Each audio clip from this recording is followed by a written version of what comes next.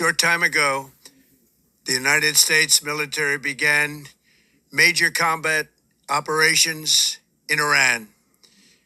Our objective is to defend the American people by eliminating imminent threats from the Iranian regime, a vicious group of very hard, terrible people. Its menacing activities directly endanger the United States, our troops, our bases overseas, and our allies throughout the world.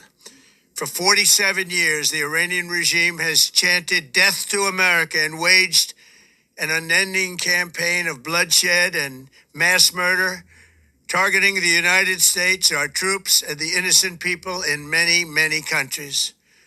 Among the regime's very first acts was to back a violent takeover of the U.S. Embassy in Tehran, holding dozens of American hostages for 444 days. In 1983, Iran's proxies carried out the Marine barracks bombing in Beirut that killed 241 American military personnel. In 2000, they knew and were probably involved with the attack on the USS Cole. Many died. Iranian forces killed and maimed hundreds of American service members in Iraq. The regime's proxies have continued to launch countless attacks against American forces stationed in the Middle East in recent years, as well as U.S. naval and commercial vessels and international shipping lanes. It's been mass terror, and we're not going to put up with it any longer. Today, when this just happened, our president, he referenced what I remember when hostages were taken. I remember that crisis because we had folks here in Pennsylvania in Hermitage that were hostages there. And I remember that, I was a kid. But then in 1983, the reference that President Trump made there, I wanted to say, look, all of those references were to, that was the first was 47 years ago, the hostage crisis. And then in 1983, when our Marines were killed in a bombing in Beirut, their barracks were bombed by a truck bomb. That was 1983. That was 43 years ago. 43 years ago. I was 17 years old, and I was at Fort Jackson. I was going through Army basic training when that happened. And when you're going through training, you don't have any contact with the outside world. You don't have any newspapers or whatever. There's nothing. So they gathered us together. My command did, our battalion commander, and then my senior drill instructor, Ssgt Conatty, he came out and he had on BDUs, and he was in full camo, and he was in battle dress uniform. And he stated, he said, the balloon has gone up. He said, we're at war. And I was in there, the whole battalion, everyone, all these soldiers, these privates, but were there, and we're all seated at attention. And he goes on to say, he said, if any of you don't like that idea that now your primary MOS is infantry, you're all going to war. That's what he said. He said, you're all going to be shipped out, and that's what you're going to do to serve our nation now. That's it. Your primary MOS. And I was like, wow, okay. I'm seated there at attention with all these other young men, these kids. And then he says, if any of you don't like that, get up now, stand, and file out to, the walkways. He said, file out now. And I was holding on to my seat, man. I was like holding on with my fingertips, man, white knuckled. I'm like, oh my God, how could I ever face my family, my friends, if I were to frickin' go, I was like, son of a bitch. And then we trained in that mindset, which was that we didn't know. That was how we went through training, was in that mindset that we were being shipped off. We are that my MOS, or everyone's MOS, was now infantry. That's how we trained. And I was a National Guardsman, and that's how I started off. I'm a 2-branch veteran, but I served in the Air Force. I was a career airman. But when I started off, I was 17 years old, and I went into the Army National Guard. And my parents had what had happened was that they came into some money. Like they didn't have anything. They were working poor. Pretty much most of the time. That's where we were. And someone had left them some money, and I just wasn't in their plans, and my sister either. But it was weird what money does to people. I love my parents. I miss them dearly. They've been gone now for some time. But I left home, and I quit. Then I quit school when I was out, and then I went to the recruiter, and the recruiter had to come out to my parents' place and sign me over to the government. And I then went to training, Fort Jackson, and then Fort Gordon, Georgia, Fort Jackson, South Carolina. And when I think what happened is that me being a high school dropout, you see, they would accept the GED, the Guard, the Army would accept the GED, but the Air Force, when I went into the Air Force, they wanted a high school diploma, and I needed I believe it was 4 credits that I ended up getting, and I've got the same diploma as if I would have actually graduated with my class. But, it wasn't that way, when I went into the Guard. I had to go and take my GED. Well, that was part of my training too. Like, going there an hour every day, whatever that was. And I think what happened is that they had guys that, like me, that were flagged for what was a secret virus program. We were divided out, these other guardsmen, and we were given pathogens in this shot line, that was for us. And those guys that I barely made it through training. I was so sick, and a lot of guys the same condition. They sent us back for another round of shots, whatever it was that they were experimenting with, and I don't know, what they gave me when I had blood that was drawn, after getting out, it was flagged as a retrovirus. But it was the contagion with it early on. It was strange, because when I went to Fort Gordon, Georgia, I was in a bay. You see, I was in an open barracks there at Fort Jackson, the World War II barracks on atop of Tank Hill, and that was 1983. Like I said, I was going when I went through, I told you what time it was, there in 1983, because the attack happened on October 23rd, 1983, in Beirut. And I was like in the, pretty much the beginning of, I didn't think of it that way, but that's when it was, it was like, it wasn't far into our training when that happened, because at that time, I don't remember, of course, I don't know when it was, and we went through, when we got were given that experimental pathogen.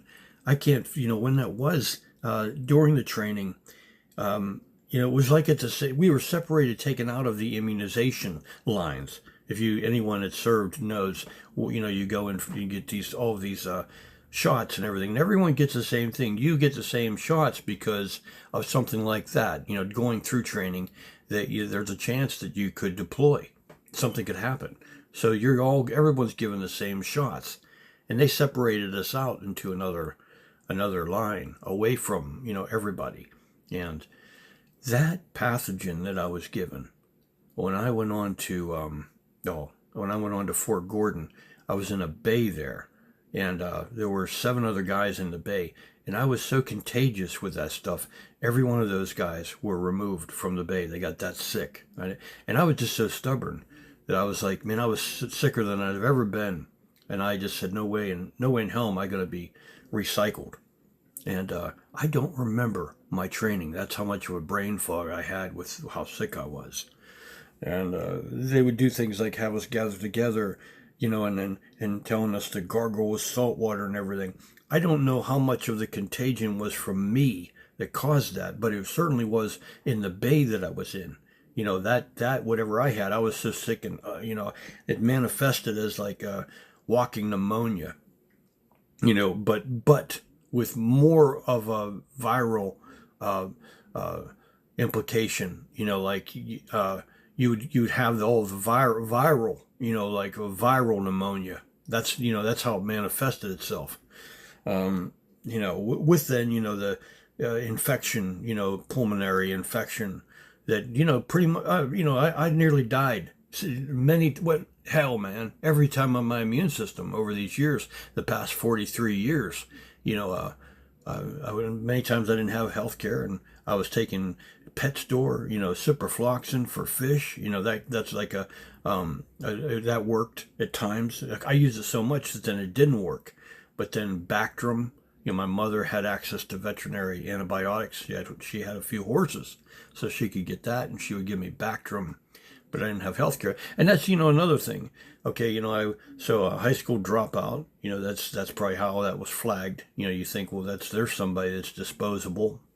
And another thing is the guardsmen, what, they got no health care. You go back and you're no expense to the government. As you develop health problems from, so whatever happens from being injected with, given, a pathogen, like that, which I was, it was flagged as a retrovirus when I had blood drawn.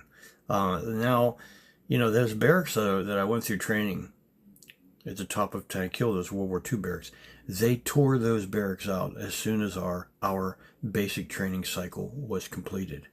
And I think they did that so that there wouldn't be any like crossover contamination. It's like anyone would, things can happen. I mean, that's the only reason. I'm not saying the only reason. Obviously, they were older barracks, but those barracks were in damn good shape. There was nothing wrong with those barracks. And anyway, but they did. They tore them out as soon as our cycle was finished. But that was 43 years ago. When and isn't that something? How prophetic it was. It is. And now it's taken them this many years. The nation state of Israel to have their way to accomplish what it is that they wanted to do, even then. And all of the reasons that President Trump has given for our nation just committing to war with Iran, which could lead to a regional, this could be it. This could be something that, this could be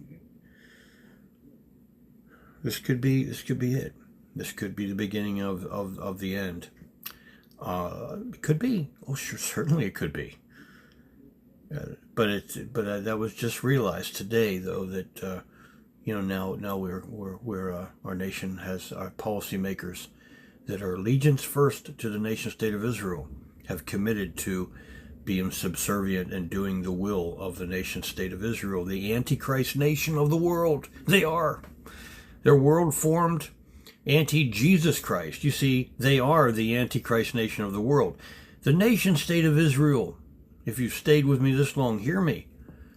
The nation state of Israel was strategically named, the newly formed Jewish state, strategically named Israel, so that ignorant Christians would think that they were supposed to give unconditional support and bless it, Israel. So what Christendom has done, those that were deceived into supporting and giving their blessings to that imposter, Israel, is they've given rise to the Antichrist nation of the world. When you look at the fruits of the nation state of Israel and Palestine, you see the maim and murder, the callous maim and murder, what they have done all of those atrocities that would probably take, no, I don't know, it wouldn't probably, it would take you hours upon days, how many weeks, months, to list the atrocities if you were to detail them, what the nation state of Israel has done to those oppressed, downtrodden, defenseless people in Palestine. It was never a war, folks. It was a police action. The nation state of Israel occupied them. They didn't have to have their boots on the ground all the time because they've got such sophisticated surveillance technologies. They could watch, listen to conversations, read people's lips. And that's why they've got, over 10,000 Palestinians are in detention centers, because they pulled them off the streets. They'd surveil them, and then they'd pull them out. Anyone that had any it would manifest, something that would be potentially dangerous for the nation state. I'm talking about anti-Israel sentiment. That is what the nation state of Israel is. Diabolical. But I just saw this happen today, and the connection, my experience with it. There's a reason, and I understand that much in Jesus' name. So much, with me being used in a secret virus program. That's all true. All that is true. The virus, my blood work bears it out. Everything I've said is absolutely true. Everything I've said now about the nation state of Israel. Israelis are not Israelites, people. They're not. The nation state of Israel is not the Israel of God Yahweh, God Jehovah. It's not God's Israel. He has nothing to do with them, and it's not blessed to support anyone that is in the actions of maim and murder of defenseless people. I don't care who they are. But you're looking at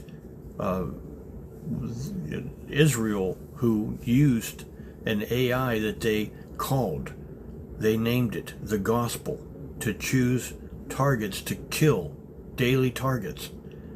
They mocked the gospel of salvation even. All these things, you would think that anyone that puts their faith in the Son of God, that is in the way, meaning the way, the sect of Judaism that's called the way. Christianity is a sect of Judaism. It's called the way. You would think that they would see this monster for what it is, but they've managed to manipulate even our president, the most, arguably the most powerful nation of the world. They have pulled, by its nostrils to do their will. And we're talking about some real corruption, insidious shit, evil shit that they've had to do to manipulate this nation into now doing this. Today, before President Trump had probably rehearsed that, and you can see how it breaks up. It's not.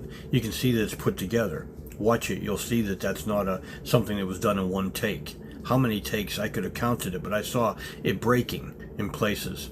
So it wasn't edited, put back together skillfully enough that that it hides the fact that there were stops in it. It had to be edited, different takes. So he rehearsed it, and this was something that for how many days now or weeks, we don't know how long has it been that he prepared this statement to be released. Now this is not something he gives. He came out and gave a live statement. This was pre-recorded.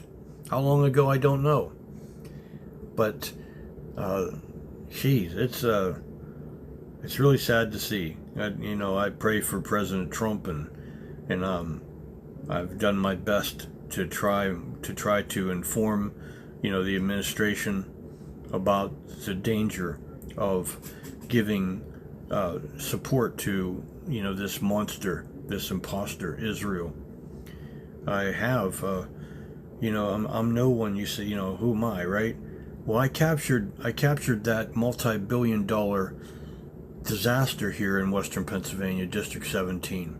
of fallout from an illegal burn-off that Norfolk Southern did there in February of 2023. All of the contamination is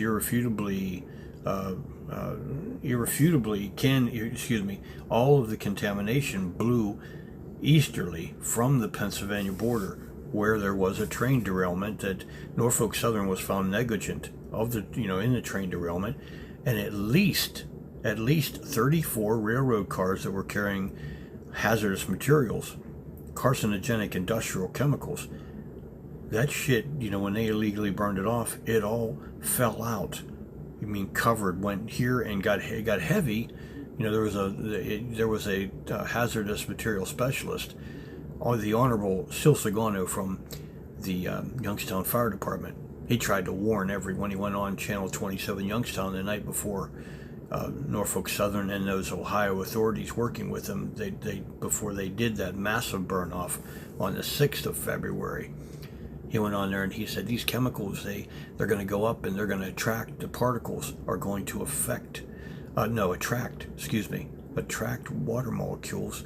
He said they were going to get heavy and fall out. And I captured the video of the fallout here in Pennsylvania, on the 6th. And at the same time, that 6 p.m. on the 6th, I'm capturing these videos of this massive fallout where you've got millions of pounds of these carcinogens dragging on the ground, these, chemical-laden smoke clouds. They look like something dystopian storm, apocalyptic, if you look at the video. But at the same time, there was a station in Ohio that was broadcasting, and they have the radar.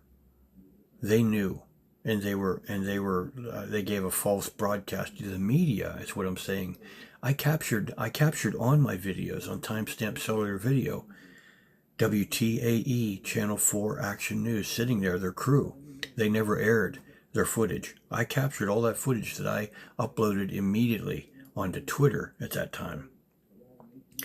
They didn't air their footage. They never gave thousands of people an opportunity to even tape up their windows and doors to shelter in place to mitigate those carcinogens. They let it all happen without anyone knowing, and then they never mentioned anything about Pennsylvania. And they put all the attention on East Palestine, where there's not one shred of evidence that any of that contamination blew into East Palestine. None. Even the firemen, when they arrived there Friday night on the 3rd of February, went for the derailment fires that all went into Pennsylvania. They were told to not put out the fires. So they stood there really as being used as props, as the media would find an angle to, record the fire trucks with the lights flashing and the water cannons going to the west of the derailment, where inadvertently they may have washed some of those chemicals that that they dumped out, that they were dumping out on the tracks to burn in that management, that illegal burn off for 3 days they did. Some of that chemical could have contaminated the area right there at the derailment, but not East Palestine, not Ohio. All of that shit blew into Pennsylvania. There's a complete history, a recorded history on radar and satellite imagery. Complete history on radar. And the radar it's not just something you look at, okay, it's there. But you see when it is there, what the radar tells you, details about the altitude, the density, there's a lot of details. So all of the news agencies, they knew that that burn off went into and fell out into Pennsylvania, District 17 in Western Pennsylvania. Chris DeLugio's constituents, thousands of people that were dosed with carcinogens. He won't even say a word about it. Governor Shapiro, who even gave the first responders who were used as props, he gave them $7 million, a soft bribe, publicly. Norfolk Southern gave it to Shapiro to hand out. But so much corruption. But I was monitored. I was monitored by the Biden administration. They saw the footage, what I captured here in Pennsylvania. They determined to acknowledge that there was a fallout here. That took a lot of courage for them to do, because they went against what was such an effort by those multi-billion-dollar corporations working with Norfolk Southern, that they hauled those chemicals for those hazardous materials, and all of those authorities that are inextricably bound in that criminality. Even our National Guard, Governor DeWine, he declared a false state of emergency. They lied and said there was one container that was building up pressure and had to go in and let pressure off of it to then evacuate everyone and activate our Army National Guard to keep people like me out of there from recording what the hell they were doing, the intentional burn-off, illegal burn-off of all that shit. I captured that even the day before they did the massive burn-off. Everyone remembers that giant plume that went up and then blew into Pennsylvania. But I went up there and I recorded them burning off containers, there on the tracks in Pennsylvania. And I sent it out to all the media. That would have been on the 5th of February. And I sent it out to all the media. I'm like trying to, encourage them, air this shit so that maybe you embarrass them into stopping what the hell they're doing. So I wrote a note in there and I said, what if there were one of these or several of these containers that are damaged and they get hot and the contents burn out, the contents, empties out and the containers are hot. I didn't know what the hell those containers could be pushed to do. Norfolk Southern, though, they sure as hell knew what they could be pushed to do. But I said, what if they get hot and then they suck oxygen into them and they explode? Well, they read my note there where they managed the burn-off, the illegal burn-off there in East Palestine. That's what they did. That's where the firemen stood in safety and where they reported on the disaster from in safety. But they never said where the disaster was, that it was Pennsylvania. But they read my note and they probably said, you know what? They looked at it and they're like, if that dummy believes that's what could happen, why don't we tell them that there is a container that's volatile that could explode? So that's what they did. They took what it was I said, and they're like, you know what? If that dummy believes it, that's what we'll tell everyone, because it sounds like, people would believe that. So under that lie, Governor DeWine, he worked with them. I mean, there were a lot of people that worked with them. In that crime, they committed a crime against their own citizens, and they have covered it up. No one has courage. When I say no one, I mean to tell you nobody. No one in authority, from local, state, and federal authorities, no one has had the courage, the integrity, the honor, the decency to even address this as a crime against our citizens. But I was monitored over the whole thing, and, it's still am, by the way, still monitored from it. But, oh Lord, here we are. Hey, there was something more I was going to say, but I'm kind of burnt out, man. My wife got up, and that kind of in the spirit, in Jesus' name, that's telling me to shut it down. 5 minutes ago, when she walked out here and you could hear her talking, that was really from me. That was by Jehovah, God Yahweh's grace. Shut it down, Jim. You've said enough. And I thank our Father in heaven. I understand that. I understand. A short time ago, the United States military began major combat operations in Iran. Our objective is to defend the American people by eliminating imminent threats from the Iranian regime, a vicious group of very hard, terrible people. Its menacing activities directly endanger the United States, our troops, our bases overseas, and our allies throughout the world. For 47 years, the Iranian regime has chanted death to America and waged an unending campaign of bloodshed and mass murder, targeting the United States, our troops, and the innocent people in many, many countries. Among the regime's very first acts was to back a violent takeover of the U.S. Embassy in Tehran, holding dozens of American hostages for 444 days. In 1983, Iran's proxies carried out the Marine barracks bombing in Beirut that killed 241 American military personnel. In 2000, they knew and were probably involved with the attack on the USS Cole. Many died. Iranian forces killed and maimed hundreds of American service members in Iraq. The regime's proxies have continued to launch countless attacks against American forces stationed in the Middle East in recent years, as well as U.S. naval and commercial vessels in international shipping lanes. It's been mass terror, and we're not going to put up with it any longer.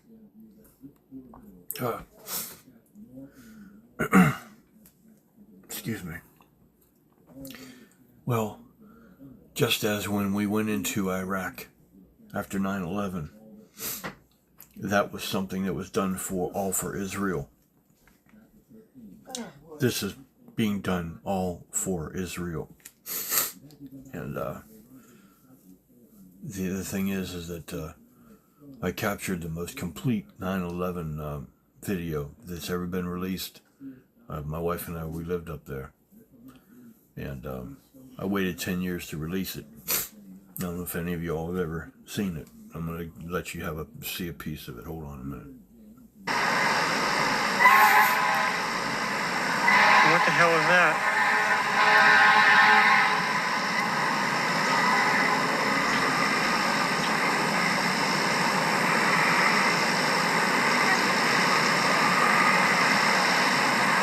It's a lot of lives being taken right now. A lot of people just died. So I didn't release, the video. It was like, it's called Tuesday Morning in September. And I'll show you something about it if ever you want to watch the video. Hold on a minute. But just do a search Tuesday Morning in September, and you'll find it. You'll find find it. It's on YouTube. I don't have access to the YouTube channel anymore, but just go ahead and you can watch it there. And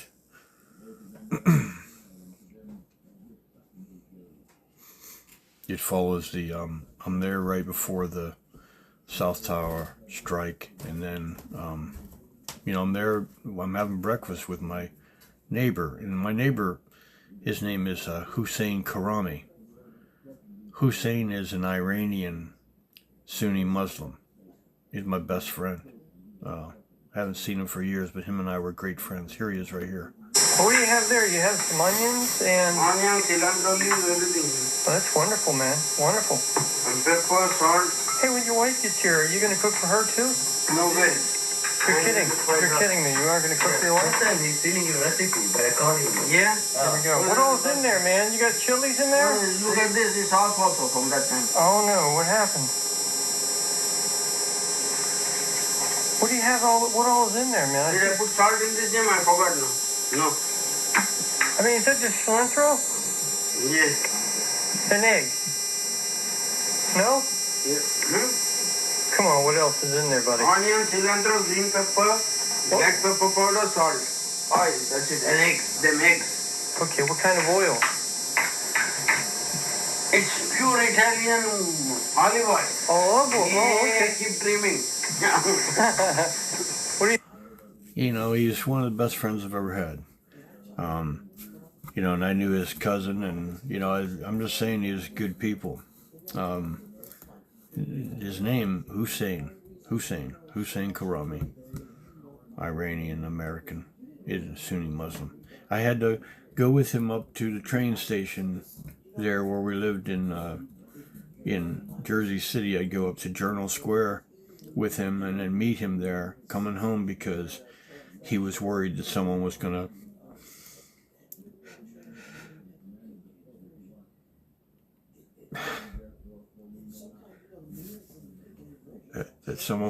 jump him. But he was a really decent man. Yeah, I miss his friendship. He's still there working. But we're having breakfast, and then the attention turns to the attacks, and he's right there with me when I'm capturing it. It's 9 o'clock, 9 a.m. The date is what, Hussein? It's the 11th, I think so. Holy fuck! Holy fuck! My, Holy Jesus. I better watch my mouth because I know a lot of people are going to watch this video. Look at all those ladders there, man. All the fire. No, those are from the building. That's something else, buddy. That's not for the fire. No, I thought they are for the fire. Do you believe this, Hussein? No. Oh my God, Hussein, it must have just happened because the smoke is not. man. Look, it just happened. Burning, man. Hussein, why don't you go turn on the news for a minute, buddy? Yeah. On my television and see what's going on. I can't believe this. Just hurry up for a minute and turn on the TV and see what they have to say.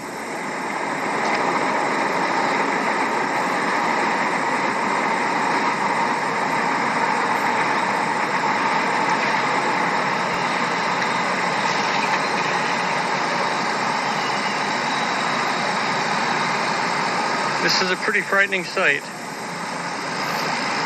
This is unreal. It is. Yeah. Are they showing what I'm seeing right here? What are they saying?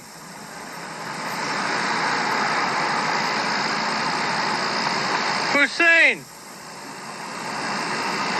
Hussein, come here, Hussein!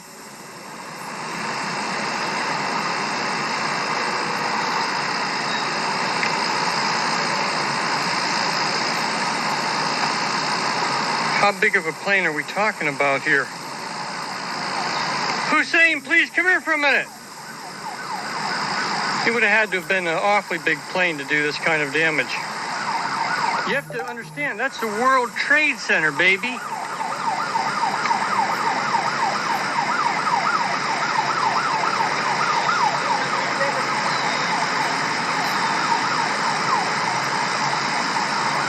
Jim, let me go hear the news, Jim. Why don't you stay here and watch it for crying out loud? How long, man? This will be burning whole day, it looks like. It's not going to burn the whole day. Yeah. How they are going to put out the fire there? I have no idea. You're right. How are they? Plane going underneath that damn thing right now. Whoa! It just fucking hit it! Another plane just hit it! Oh my God, Hussein! Hussein, what the hell is going on? What plane is it, man? Hussein, this is an act of sabotage. Hussein, did you see what I just saw? One more plane going there. Man, what's wrong with these guys?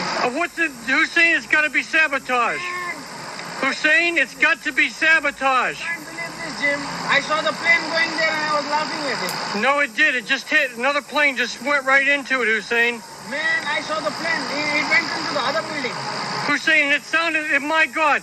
Hussein, this is a terrorist act. You know that, don't you? Man, don't talk all that. Just, Oh, come on, Hussein. You know it is. man, I can't believe this, man. Yes, it is, Hussein. I just thought, look at the guy who moved. Hussein, I'll tell you what, Hussein, we're probably going to be there's going to be other targets all over the country today.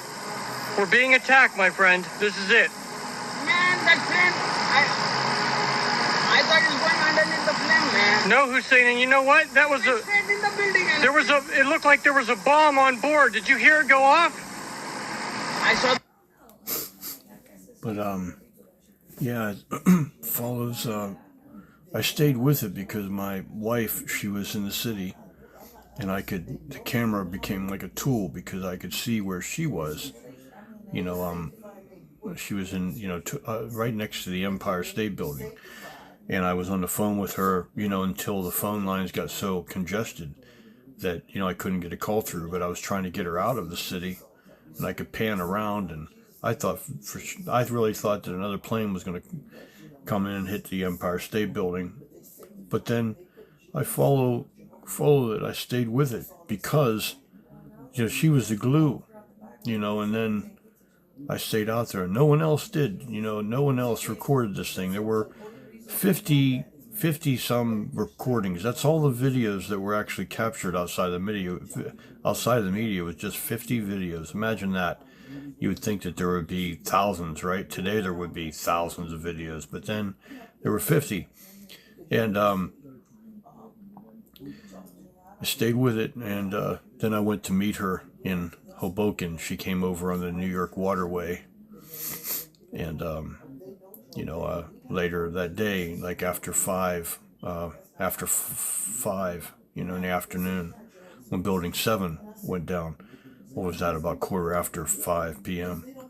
when it collapsed in its footprint, several blocks from the World Trade Center, from where the Twin Towers had stood, but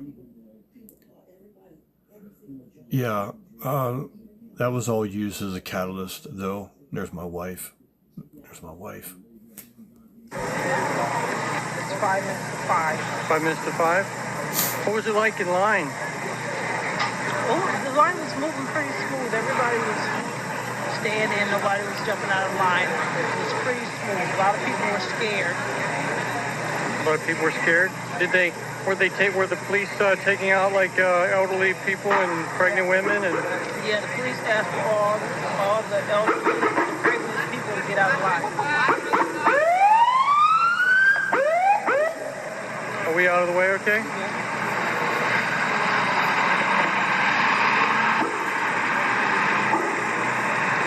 They're bringing a lot of people off the New York waterway. Come up this way so I can hear you talking. I said they're bringing a lot of people off the New York waterway sick. Sick? Yeah. Okay, these people right here, a lot of these people have been in line for 3-4 hours? Yep, I was in line. I got off work at 1 something, and I just got home.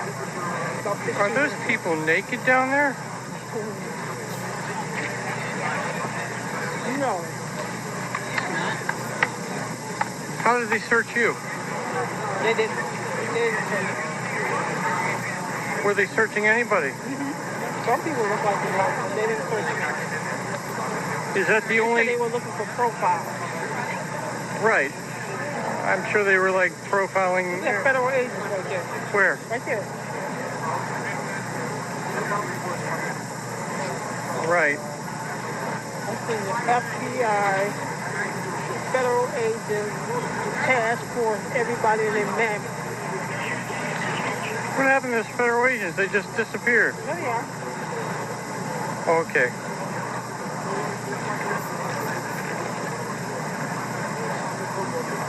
So then we went back to where we lived, from where I captured it from, and I captured the sun setting on Ground Zero that evening. I captured a lot of footage that after that day as well, because it smoldered for months there. But that was all used as a catalyst. The nation state of Israel, that monster. They used their influence on our said representatives, to forge, the policy of us going to war with Iraq. Then, because the nation state of Israel wanted anyone that could potentially pose a threat to them to be, neutralized. So that's what our nation was used to do, and now it's being used to do the same thing today, right now. That's what it's being used for. So that's where we are, everyone. That's where it is. And that's our Hamas cemetery, where you saw that cemetery there in this capture. It's right there in Jersey City. It's that cemetery was used to train troops during like 3 different times over our history. In colonial times, it was used as a place to train troops. I believe World War II it was as well. There's grounds there, and also there was another time it was used. It's got a lot of history behind it. And now the most complete chronicle from the World Trade Center attacks was captured, right there where it is. Isn't that something?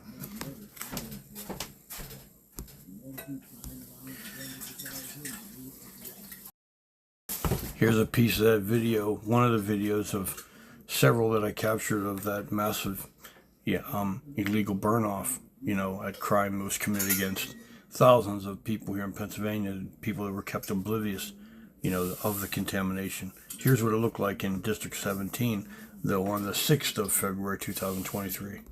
These aren't storm clouds. This is the fucking shit that they burn off, the fucking shit they burn off in East Palestine. This is not fucking storm clouds. Look at it. This is over Darlington.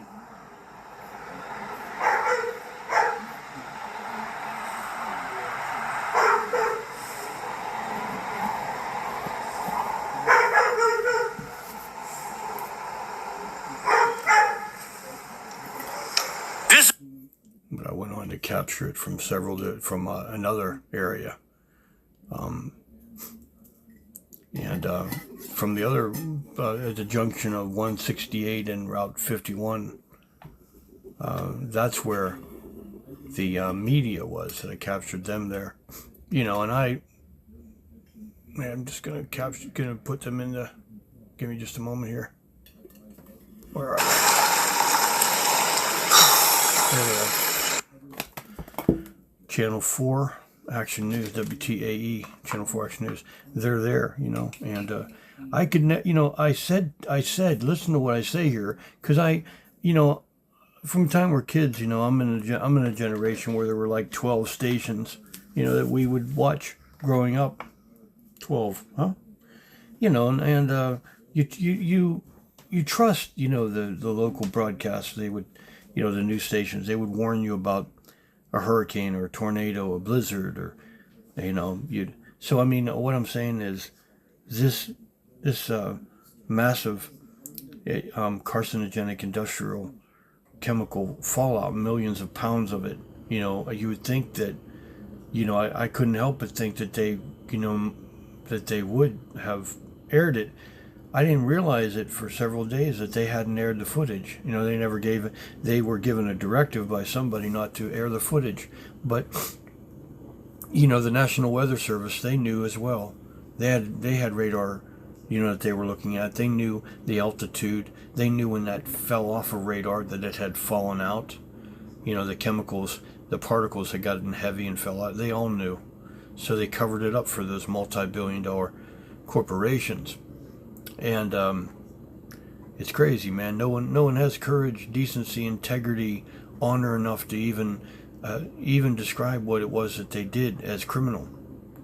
And we're talking about the next morning. That was done on a Monday evening, and that following morning, all the kids, man, in Beaver and Lawrence County, they were out waiting for the bus. They were out there breathing in, ingesting all of those carcinogenic industrial chemical particles, man.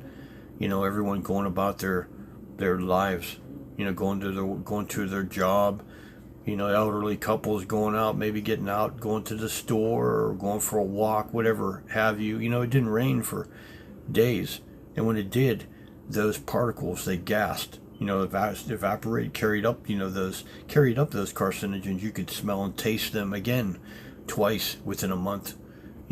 That's what it was like. It smelled just like it did, driving by the derailment there on the Pennsylvania border off of Taggart Road. But it's something, isn't it? How this all, ties together too, I was monitored by the Biden administration, and then, I don't know who else. Of course, Governor Shapiro, Pennsylvania governor, I was trying to get him to do what he was put in that position to do, to hold those accountable, to provide justice, to the people of Pennsylvania he's supposed to represent. He was hanging on my every word for a while, but then he decided to, not do anything, and you can see, like WTAE, they're his personal press release. Anytime he has a story he wants, aired, they cover it for him, like they're his own personal press, release, because he never did anything, to bring this matter to the light, to bring justice. There's somebody there from WTAE that should be in jail, who took that directive and didn't air that footage. There are people that should be in jail. There's so much corruption, is what I'm saying. That's what I'm telling you. And it's all there. I saw all these things manifest, how true it is, how corrupt it all is. I was being monitored, and there were other things that this was about. Would you believe that a couple months after October 7th, that was in 2023 that happened, October 7th, a couple months later in December 12th of that year, the United Nations, they voted on a ceasefire a motion. It was like the living God, he numbered 153 nations that cast their vote for a ceasefire, an immediate ceasefire. I was being monitored, so I saw, in Jesus' name, I'm just a repentant sinner. I'm a tiny what I am. I am a work in Christ, in truth. I'm no reverend or whatever. I'm just a disabled veteran, What? I'm no one. I'm a non-entity, really. But I was being monitored, and I had seen that what it was is that I recognized, that those votes that the Most High God, Yahweh, the God and Father of the Lord Jesus Christ, Yeshua of Nazareth, risen, exalted, glorified, that he numbered those nations that cast their vote. I saw the 153, and I knew that was that's what it was, and it was a signature as the gospel account. Jesus, he's standing on the shore after being resurrected, and he yells out to his apostles who are in a boat, and he says, "Are you catching any fish?" This is in John chapter 21. And they're like, No. He said, "Cast your net to the right side of the boat." And they didn't recognize him at first. And they went ahead and they did that, and the Most High God, Yahweh, God Jehovah, he numbered the fish that were then in that net. 153. So that's exactly why what it was that he chose to number 153 nations that cast their vote. He numbered that. He numbered the votes as nations, and he numbered the fish that were in the net. And I was able to convey that message to the Biden administration, that God had stepped into time and had expressed his will for there to be a ceasefire there in Gaza. Isn't that amazing? Isn't that amazing? If you don't think it's amazing, I don't know, you check your pulse. That's amazing, man. I was like, and what happened? Our administration vetoed the will of God. And so did this administration, the Trump administration, as I've been in communication with them and doing everything that I could in Christ of my conscience, Yah allowing me to exercise my conscience in Christ. I even saw there was this dive that I captured down in Florida. It was months before October 7th, and this guy had gone in. This diver went into this cave system, down there in Florida, called Peacock Grove. He went down into this cave system, and there were these two divers that commented on his dive, because the guy that did this, he recorded it. He had like a helmet cam on, and he recorded the dive. And he went down to a depth of 153 feet, and he turned around. And you see the commentators, these experienced instructors, diving instructors, these experts, they were like, you know what? There's no way this guy should have survived that dive. He broke every rule that there is in cave diving. They said there's no way this guy should have survived.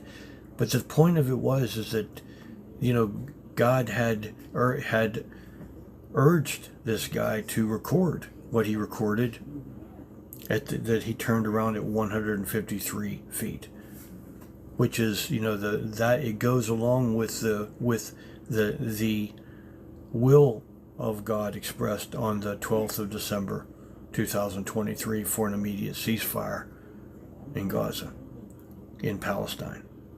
The turnaround, you see, God led that diver out of that cave, and there were times where it was silted. There's no way, the guy had no line to come out with. He didn't have everything was wrong with what he did. He didn't have the right. He didn't have tanks that you could mix the gas, and oxygen, nitrogen. There's like these certain kind of, I don't know anything about diving, but you have to have a certain mix. And they said this guy was narked, whatever that means. And they said the guy, he didn't have enough. He was supposed to have so many lights with you, and there's just like a whole list of things, but 5 major rules. And these instructors said if you break even one of the rules, that it's like certain death. And this guy broke every rule, and God let him out, which was indicative when I was being monitored by the Biden administration. Turn around, and I'll lead you out of this thing. And look where it is now. Look at Palestine, and now look where we are now. Look where our nation is now. All for Israel. The Most High God is not with the nation state of Israel, is what I'm telling you. It truly is the Antichrist nation of the world. You want to look at the indigenous people there of Palestine, you might find descendants of the patriarchs, people that have a blood, I'm talking about relations, that to, who knows, Jeremiah, Isaiah, I'm talking about, they're there. There may be someone that's related to, our Lord Jesus' mother. He was born in the flesh. I mean, he had a physical mother. And there may be people there in Palestine that have a blood tie to her. Those are the true indigenous people of that area. Many of them. Not Netanyahu. I'm half Polish, he's Polish. So many of those people are transplants from Europe and other places around the world. They don't have any tie to those indigenous people. It's all deception. It's all a way that whoever it was that decided to take that land. It's look, this thing is so diabolical. It's got layers of evil. So, but I think I've said enough. Take care.